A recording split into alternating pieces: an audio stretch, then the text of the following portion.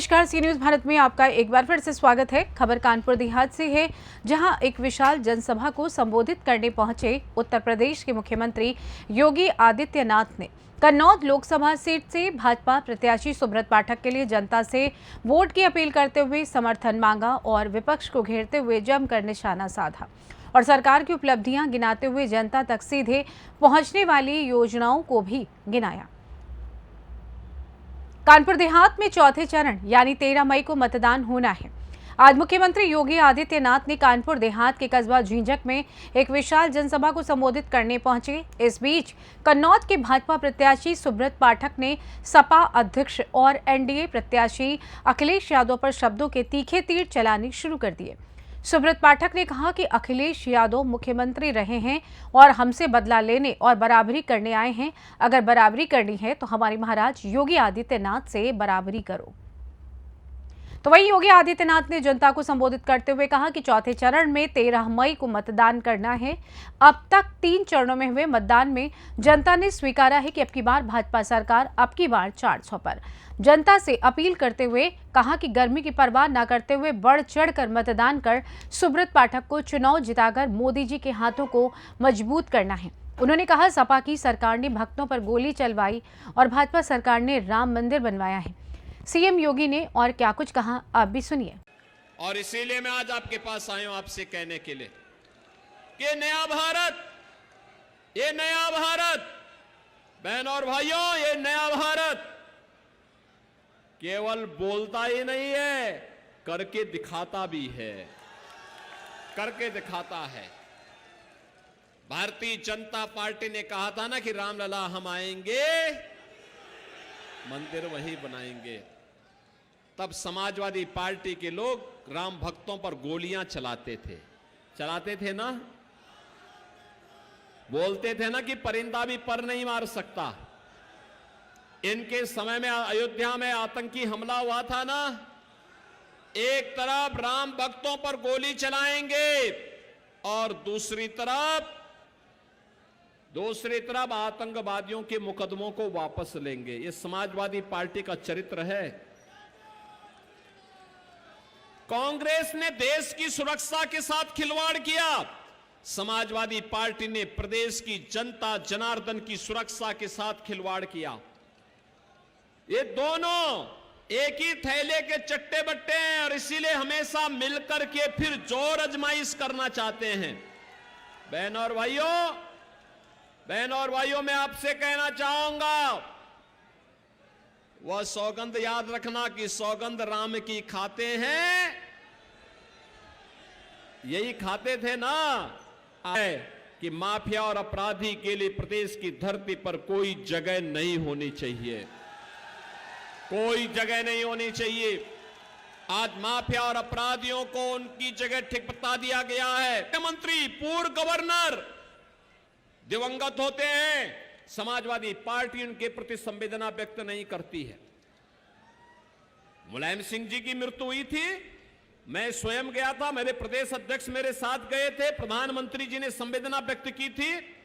एक सामान्य शिष्टाचार भी होता है, लेकिन यही अखिलेश यादव और यही समाजवादी पार्टी माफिया के मरने पर मातम मनाने के लिए गया था। अभी हाल ही में आपने देखा होगा, इनकी संवेदना आपके प्रति नहीं है, राम भक्तों के प्रति नहीं है, राम मंदिर के प्रति नहीं है, भारत के प्रति नहीं है, इनकी संवेदना आतंकवादियों के प्रति है। फिर तुम्हारा डब्बा गोल करने वाले हैं मित्रों। इसलिए मैं आप सबसे बस यही अपील करते हुए कि यह चुनाव भले ही कन्नौज में हो रहा है, लेकिन पूरे देश और पूरे उत्तर प्रदेश की निगाह कन्नौज में है। हर उस दंगे में मारे गए व्यक्ति के परिवार के वह कन्नौज की ओर आशा भरी नजरों से देख रहा है, जिसके कोई परिजन उत्तर प्रदेश में सपा की सरकार में हुए दंगे में मारा गया। मित्रों, उत्तर प्रदेश का हर वह व्यक्ति जिसकी जमीन पर कब्जा हुआ होगा, उत्तर प्रदेश का वो हर परिवार सपा की सरकार रहते जिसकी मां बहन के सम्मान के साथ किसी प्रकार का खिलवाड़ हुआ होगा, मित्रों वो हर व्यक्ति आज कन्नौज की ओर आंख उठाकर देख रहा है। हे कन्नौज वासियों, उत्तर प्रदेश से सदा सदा के लिए गुंडागर्दी को समाप्त कर दो। उत्तर प्रदेश से सदा सदा के लिए आतंकवाद के रास्ते को बंद कर दो। उत्तर प्रदेश से माफियावाद को उखाड़ कर फेंक दो मित्रों। उत्तर प्रदेश से हमेशा के लिए अराजकता बंद कर दो। कन्नौज वासियों, तुमने इतिहास लिखा है, तुमको इतिहास लिखने की आदत है। पिछली बार श्रीमती डिंपल यादव को हराया था, अब की गुंडों के सरदार अखिलेश यादव को भी हरा दो, अखिलेश यादव को भी हरा दो। बस यही अपील करते हुए 13 तारीख को, आने वाले 13 तारीख को भारी तादाद में घर से निकलना, मतदान केंद्र तक जाना, कमल की बटन दबाना, मोदी जी को फिर से देश का प्रधानमंत्री बनाना, यही अपील करके हुए।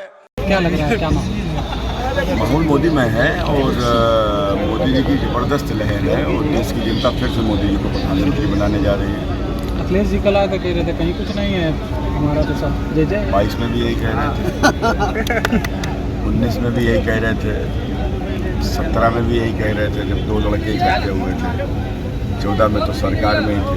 कल फिर दोनों लोग इकट्ठे हुए। देखो, लोकसभा का जो चुनाव होता है वो प्रत्याशी की मेहनत का चुनाव नहीं होता है, वो तो पब्लिक की मेहनत का चुनाव होता है। क्योंकि इतना बड़ा चुनाव होता है कि प्रत्याशी अकेले पहुंच ही नहीं सकता हजारों गाँव में। तो कुल मिलाकर ये चुनाव जनता लड़ती है और फिर जैसा कि जनता का कनेक्शन जो नरेंद्र मोदी जी से है, मोदी जी के प्रति जो लोगों का जो प्रेम है, जो विश्वास है, वो विश्वास चुनाव लड़ता है जनता के ऊपर और लोग मोदी जी के लिए चुनते हैं। 12-13 हज़ार वोटों से हराया था आपने डिंपल को, अखिलेश को कितने वोटों से क्या लग रहा है? अब बहुजन समाजवादी पार्टी का गठबंधन था, तब डिंपल जी हारी थी, अब की बसपा बाहर है तो थोड़ा वोट तो सीधे कम कर देंगे। अच्छा, आपने जो अपने संबोधन के दरमियान सपा अध्यक्ष पर तीखा हमला बोला कि इस बार सरदार जो हैं गुंडों के सरदार को हराएंगे, क्या कुछ स्वाभाविक है ना कि अच्छा, आज जिनकी सरकार में आज अगर उत्तर प्रदेश में अराजकता होगी उसके लिए दोषी कौन होंगे? उत्तर प्रदेश के मुख्यमंत्री।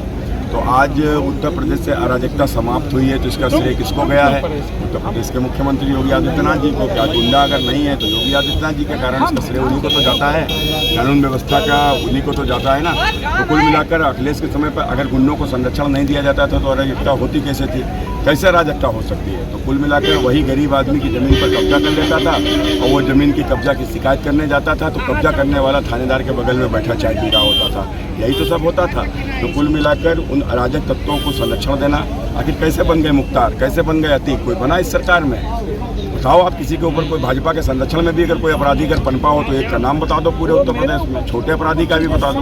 तो कुल मिलाकर जब अतीक और मुख्तार बनाओगे तो ऐसे लोग अराजकता को तो बढ़ावा देंगे।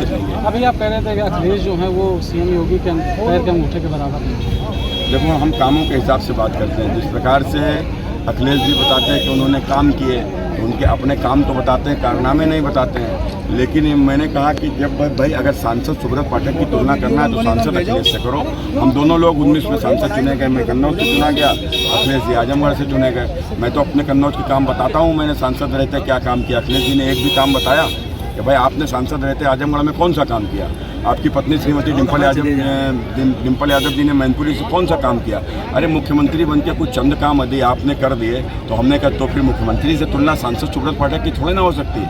मुख्यमंत्री से तुलना करनी है तो मुख्यमंत्री हमारे महाराज जी से करो। तुमने मुख्तार पैदा किया, तुमने अतीक पैदा किया, बाबा ने दोनों को उल्टा टांग दिया। तो कुल मिलाकर महाराज जी ने के शासन में अभी गरीब शोषित वंचितों को उनकी योजनाओं का लाभ मिला है। धरातल के ऊपर कानून व्यवस्था मजबूत हुई है, बाहर से इन्वेस्टमेंट उत्तर प्रदेश में आ रहा है, उत्तर प्रदेश तेजी से विकास के पथ पर आगे बढ़ रहा है। इन्हीं सब चीज़ों को देखते हुए जो देश भर में जो योगी आदित्यनाथ जी की लोकप्रियता है उन सबके सामने अखिलेश यादव उनके अंगूठे के बराबर भी नहीं है। तो मैंने कौन सी गलत बात की? जीत के लिए अस्वस्थ है। मैंने कहा ना कि जनता देश के प्रधानमंत्री मोदी जी को फिर से चुनने जा रही है। कानपुर देहात से सी न्यूज संवाददाता दीपक श्रीवास्तव की रिपोर्ट। फिलहाल इस खास रिपोर्ट में बस इतना ही। देश दुनिया की तमाम खबरों की जानकारी के लिए आप बने रहिए सी न्यूज भारत के साथ। हर खबर आपके साथ, आपके हाथ।